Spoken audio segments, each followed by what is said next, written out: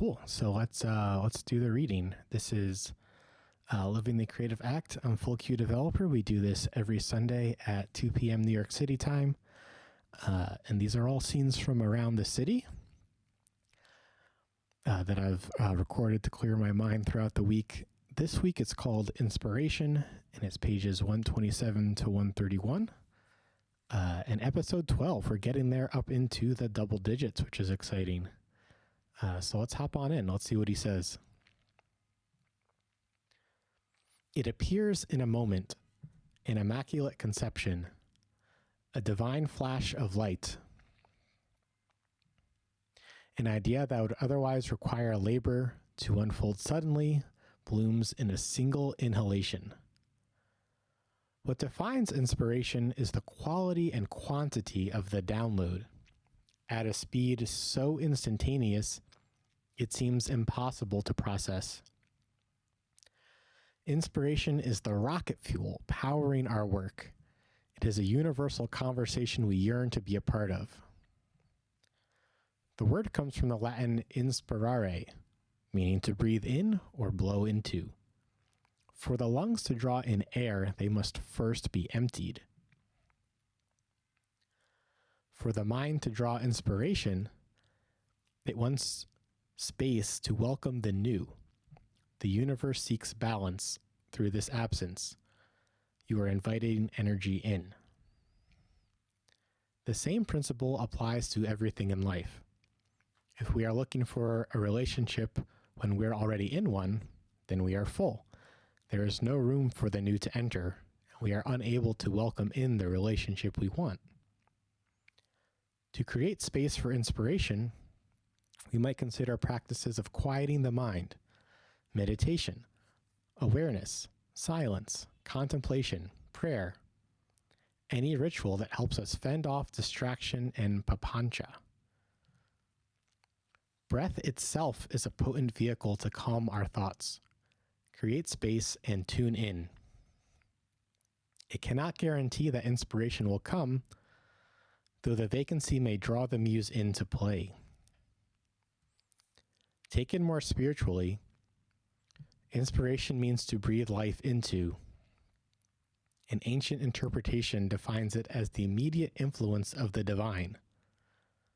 For the artist, inspiration is a breath of creative force drawn in instantly from the outside of our small selves. We can't be sure where the spark of insight originates. It's helpful to know it's not us alone.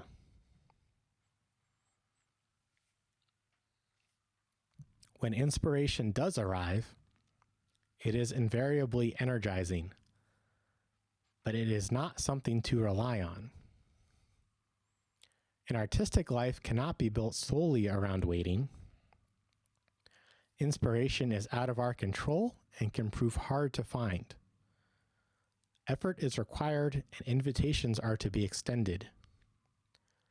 In its absence, we may work on other areas of the project independent of this cosmic transmission. Epiphanies are hidden in the most ordinary of moments. The casting of a shadow, the smell of a match igniting, an unusual phrase overheard or misheard. A dedication to the practice of showing up on a regular basis is the main requirement. To vary your inspiration, consider varying your inputs. Turn the sound off to watch a film. Listen to the same song on repeat. Read only the first word of each sentence in a short story. Arrange stones by size or color. Learn to lucid dream. Break habits. Look for differences. Notice connections. One indicator of inspiration is awe. We tend to take so much for granted.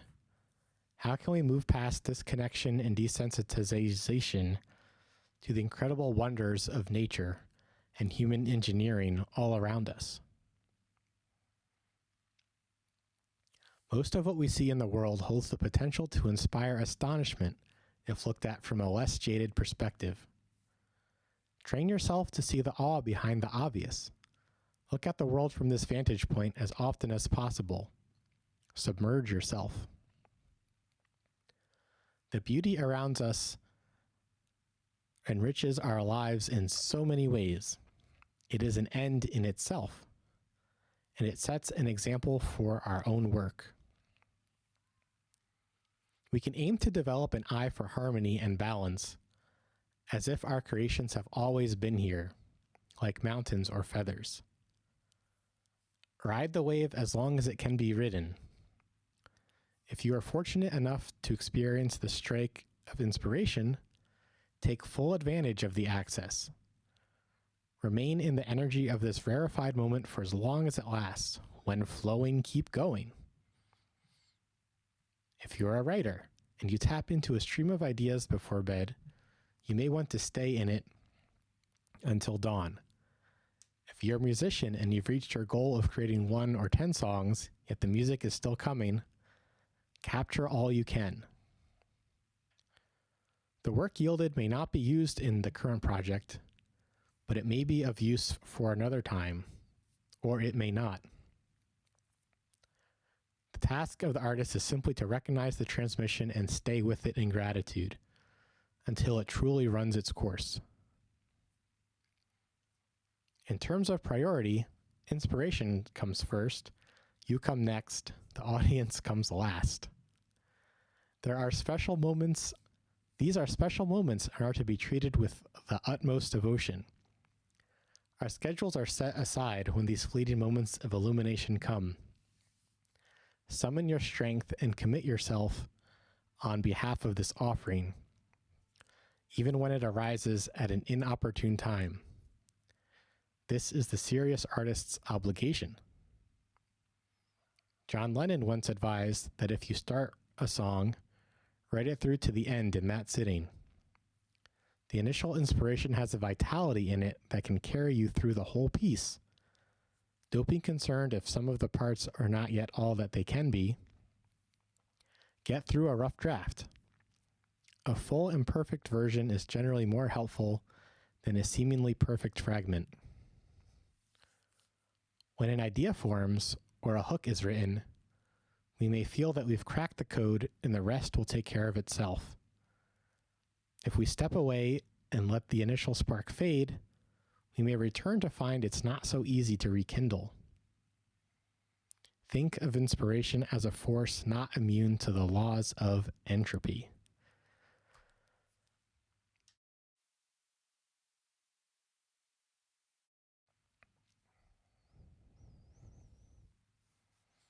Oh my goodness. So this is a big one. This was 23 paragraphs in the book. I guess he's giving some very specific advice here about inspiration. Like when you have an idea, to just go with it and get it down in any way possible.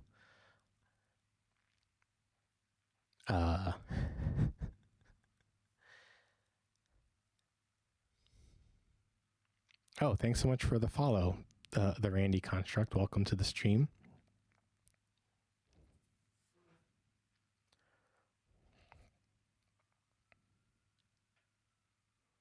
Yeah, I guess when he talks about like just being in awe of stuff, and that's certainly something that, I mean, I'm currently actively doing at least once a week, sometimes more, to capture the background video for these, right? Just chilling out and sitting and not really thinking of anything in particular, which, I don't know, I thought I was doing something wrong, but according to him, I'm doing it right. I'm just chilling out. The beauty around us enriches our lives in so many ways. It is an end in and of itself, it says. He says,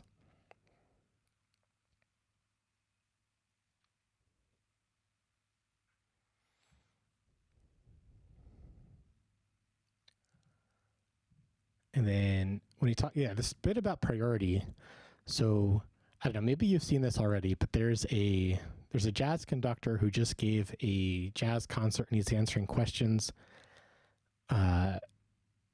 and someone asks, who is jazz for? Is it for the audience or for the musician?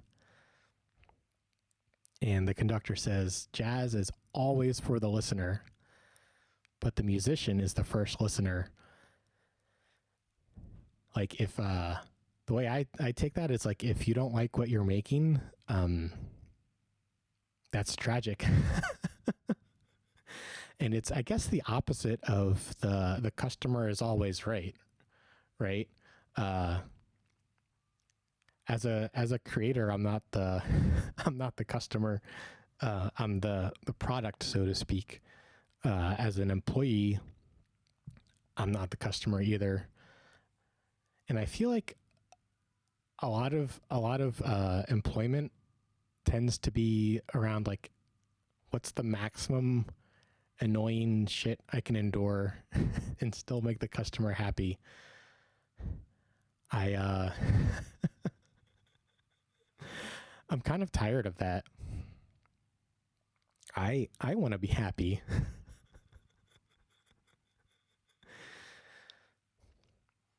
I want to make my my silly art, my my apps and my songs and my little videos.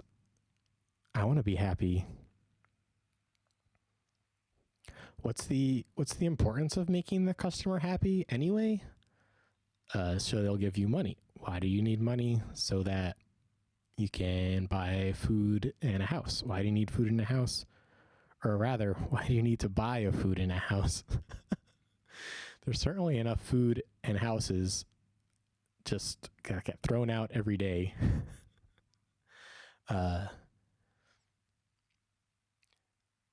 Yeah. I feel like there's a larger problem there. If I didn't have to work, I would get so much more done.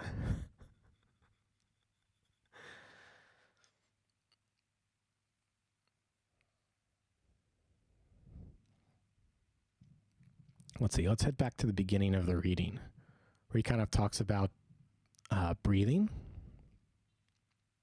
Oh, we got a comment in the chat. The reading construct says, agreed.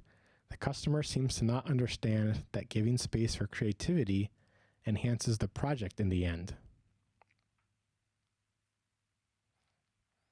Yeah, 100%.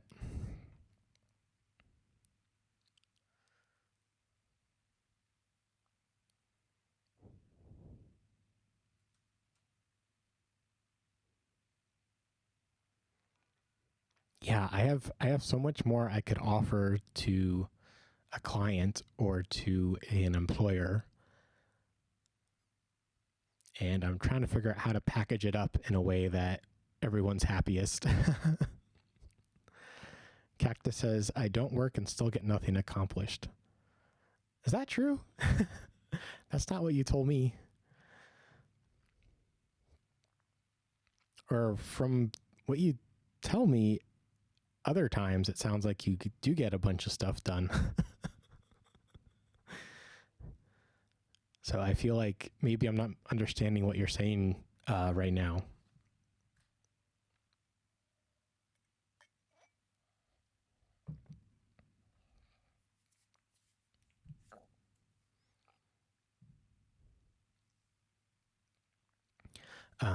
Let's see. Let's go back further to the beginning. Oh, Cactus says, I get a bunch of stuff for the farm done. Nothing I want to get done. Ah, gotcha. I hear you loud and clear there.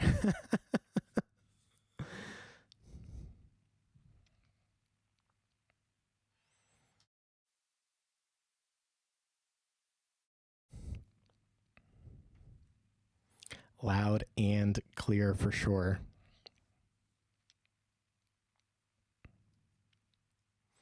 Yeah, I feel like I'm searching for something new about creativity or something new about programming. I feel like a lot of programmers that I see we're trying to do programming correctly. I'm trying to find something new, and I'm not sure if I'll find something, but I do feel like I'm getting somewhere. of I'm looking for some kind of spark to take my coding to the next level.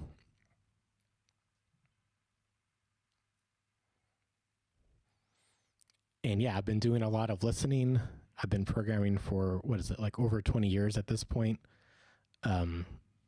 15 of those professional or so.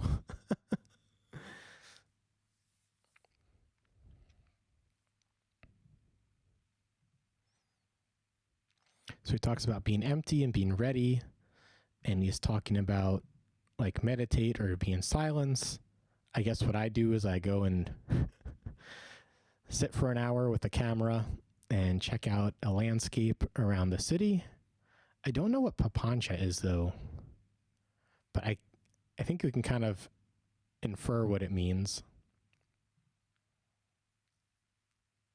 He talks about breath again, which is a popular way to meditate.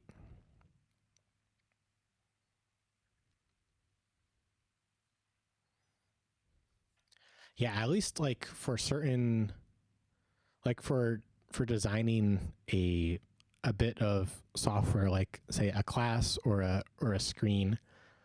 Often I kind of load the project up in my brain, and then I do a little bit, and once I get stuck, I go do something else, like play a game, go for a walk, and being away from it is when I actually get the work done kind of subconsciously. And then and then you come back and type it in.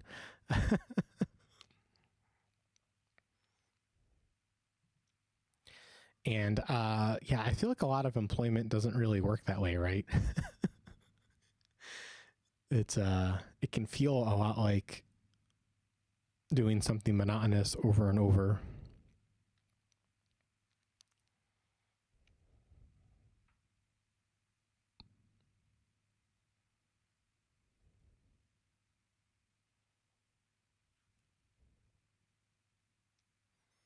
Yeah, I guess especially with programming, there's plenty of bits of the project that necessarily don't need inspiration. But I mean, I would say that another way to say inspiration is listening to what you like. Kind of like picking an ice cream flavor at the ice cream store. It's being inspired to choose strawberry. Like I'm gonna like that's the inspiration for today. Like it doesn't have to be necessarily this big grandiose concept like he's talking about. I feel like what we were talking about before about creativity and making things, having space for creativity,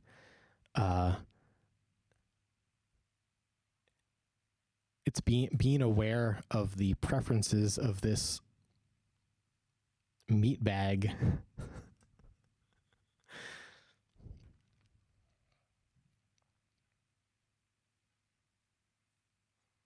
I like how he says misheard here, though. Epiphanies are often hidden in the most ordinary moments of like mishearing things, and I get actually a lot of new ideas that way too.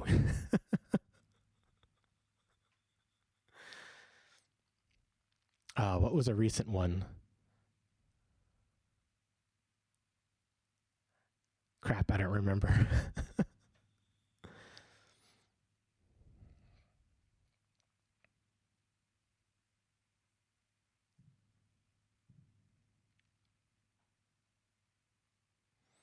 So this part is interesting. He's saying if you want different kinds of inspiration, like do different kinds of things.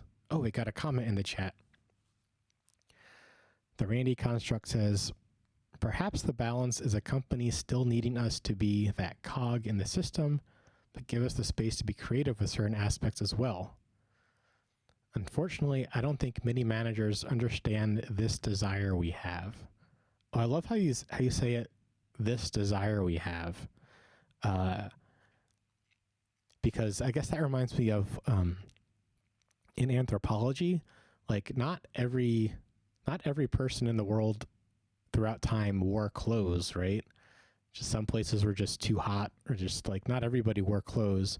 But one thing that was universal is every people group everywhere decorated their bodies in some way.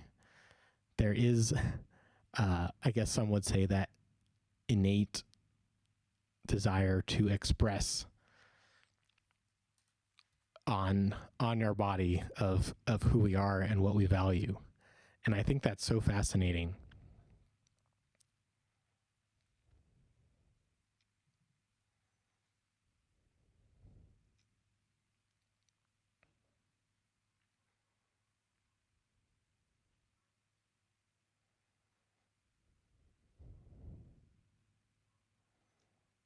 Yeah, I guess this slide also reminds me of the, you saying like vary your inspiration by varying your inputs. There's that deck of cards by Brian Eno called Oblique Strategies, where each card just kind of has like one thing to try differently, like do nothing, or it's done, or do it in reverse, like things like this, like arrange by size or by color.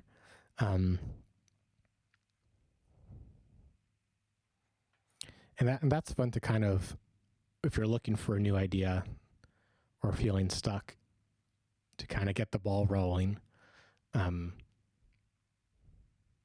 Although I do feel like I'm looking for something beyond that, though.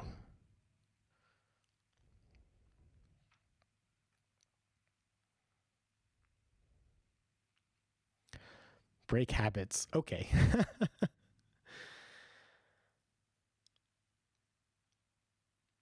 So this is where like being creative and like healing past trauma, I feel like are like the epic handshake. Because I feel like understanding like why you made a creative choice is very similar to understanding like why I reacted a certain way in the present because of something that happened in the past. And yes, I make all kinds of connections across all different things I'm interested in.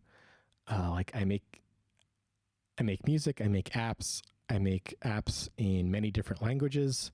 As far as programming languages go, like I'm a beginner in a lot of fields. I just started editing video. I'm like a new videographer, I guess, and I love it. I love being new, and that helps make connections across different things. One thing that makes me sad is I feel like a lot of communities are kind of closed off to new people. Like they're very, very quick to disregard a new person asking a silly question. And I wish that there were more like good beginner guides to more things. Because I feel like just being a beginner in all kinds of things has been, at least for me, for my journey, has been, I would say, helpful.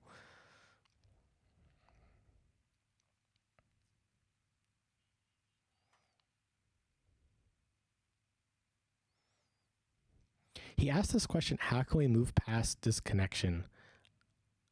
I'm not exactly sure what he means there. Is he asking rhetorically?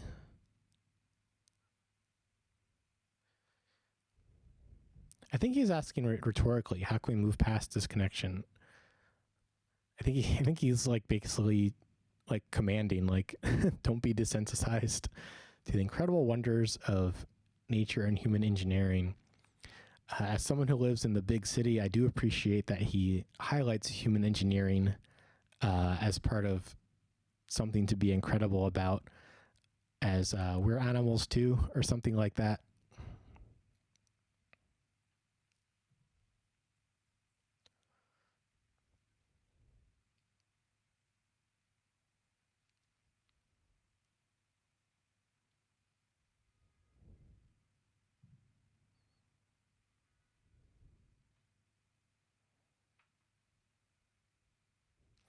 We can aim to develop an eye for harmony and balance, as if our creations have always been here.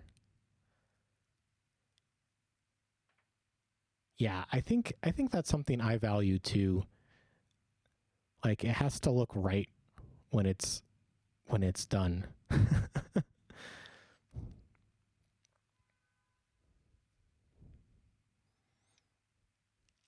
Like, I guess I'm trying yet again something new. I'm putting my face up on the top right of the screen. And I still haven't found exactly what the right place to put my face is on this. I'm looking for it though.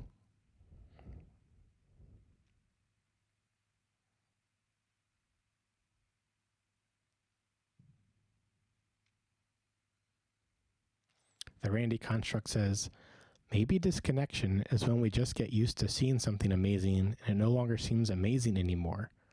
It loses its joy in us.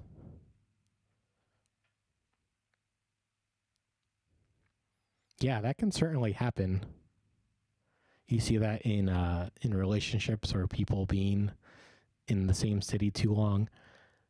I made a post last week how I still feel like I'm a tourist here in New York City, even though I've lived here for, 16 years or so now. I still love just looking at everything.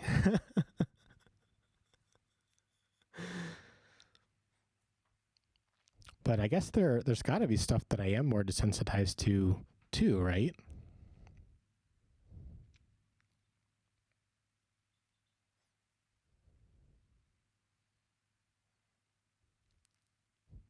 Or to put it a different way, to focus in on one thing means like focusing out on another. Like some people do just get really good at playing guitar, right? Some people do just get really good at sales, I guess, as, or marketing.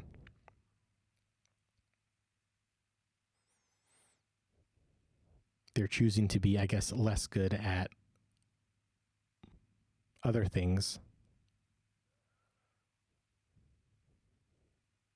But I guess that's not exactly the same thing, is it? Because one is just not being a master at it. The other is what this bit is talking about, and Randy in the chat talking about being like being desensitized.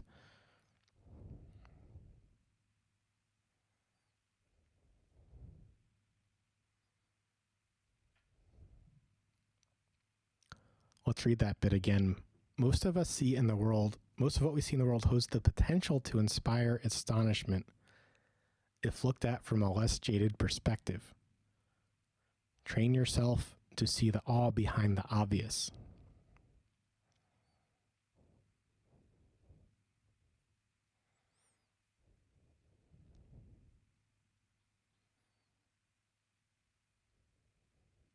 Yeah, if I see the same thing too many times, I tend to start to feel stuck or trapped. And I think that's why like movement, like there's the movement of the water in this one and the movement of the dock kind of rocking up and down. There's not much cloud movement. I mean, the clouds are moving, but can't really see it that well in this one. This is deep stuff, says the Randy Construct. Yeah.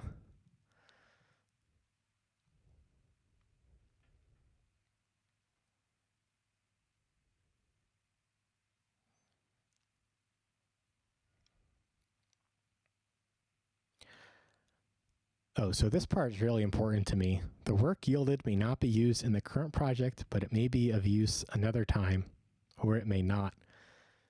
Just get it. Just get it. Just get the transmission. This is incredibly true of just recording stuff around the city. I didn't have a place to put that stuff, so I just wouldn't. But then I started doing it anyway, and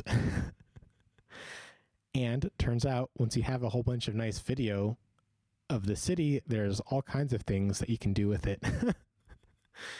I started using it as a background for this segment. I made a video for, I guess, my first GitHub sponsor, a little thank you video. I started a new TikTok channel just about kind of 1-minute versions of these backdrops. Because I guess on TikTok, everything is like very fast paced. So to have something like completely still like this, I thought would be fun. So yeah, if you have an idea, like write it down or do something with it. 100%. And if you don't have a project for it yet, maybe you will later. I guess that's a nice thing about video. Like, even though storage does take a lot of space is, relatively cheaper these days.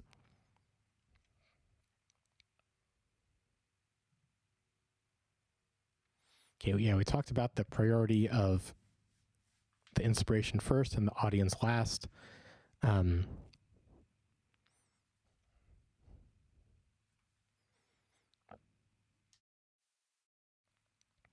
we talked about it before, but this is still something that I struggle with, right?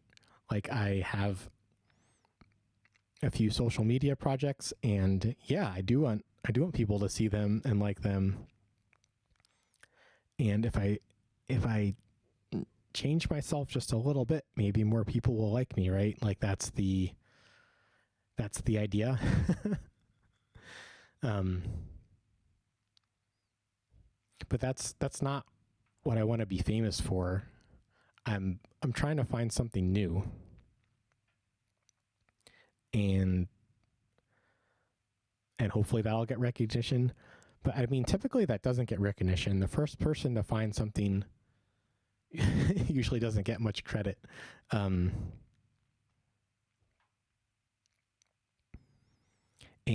that's okay, I guess. It's just like, I know that's what I'm doing, whether I get recognized or not.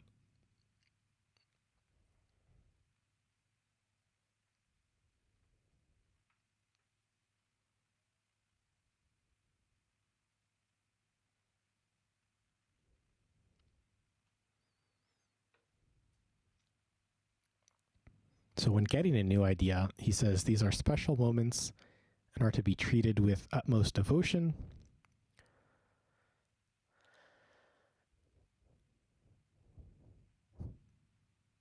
Yeah, this one's tough. Like, especially if you have like a full-time job, like how can you just like call out?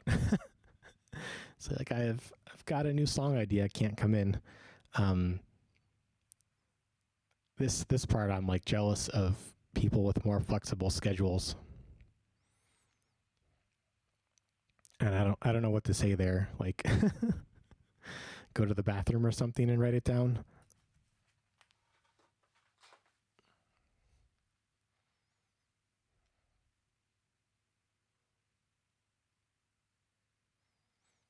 Even as our job struggles to take all our time, find a way to keep some of that time. I don't know.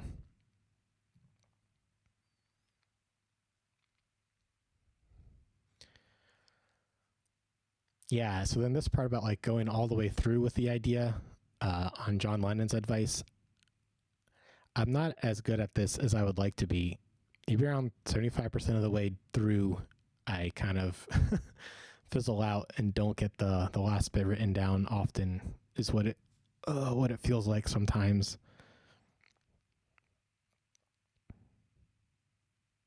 I had an idea last night and I said it out loud, and then I went to write it down and I wrote down like 75% of it. What happened? I just needed a break, I think. It was a lot. Or it felt really heavy.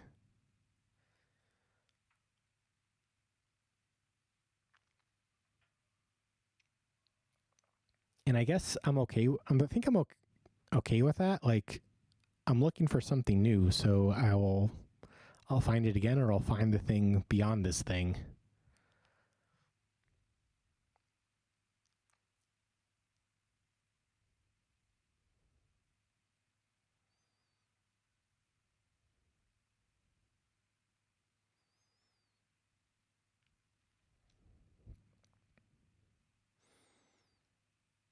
Cool, yeah. So that's the title. That's the inspiration section from The Creative Act by Rick Rubin. Thanks so much for sticking around and chatting through this stuff with me. We do this every Sunday at 2 p.m. NYC time.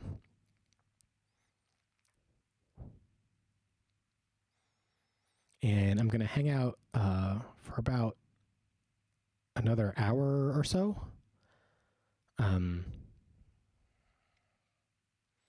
Probably going to do some coding, or if folks want to chat about this a little bit longer, that's cool too.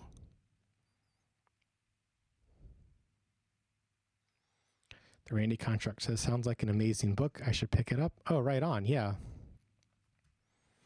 Yeah, we've been slowly reading through it on stream from the very beginning. And I post it to YouTube also later. The reading portion. Okay, well, I'm gonna take a break and then let's do some coding. This was a ton of fun today. I'm so glad that everyone stopped by who did. Thanks for all the folks who chatted and followed today. Here's my website with links to past episodes, my open source projects, my apps, and a few bloggity thingies to read. We'll pick this up again next week, 2 p.m. New York City time, as always. And of course, feel free to hop into the Discord or follow on Mastodon or GitHub or something. Past stuff is on YouTube. What else? This was a really fun day. We got a bunch of stuff done, and the discussion around the reading was very good today. So thanks again to everyone.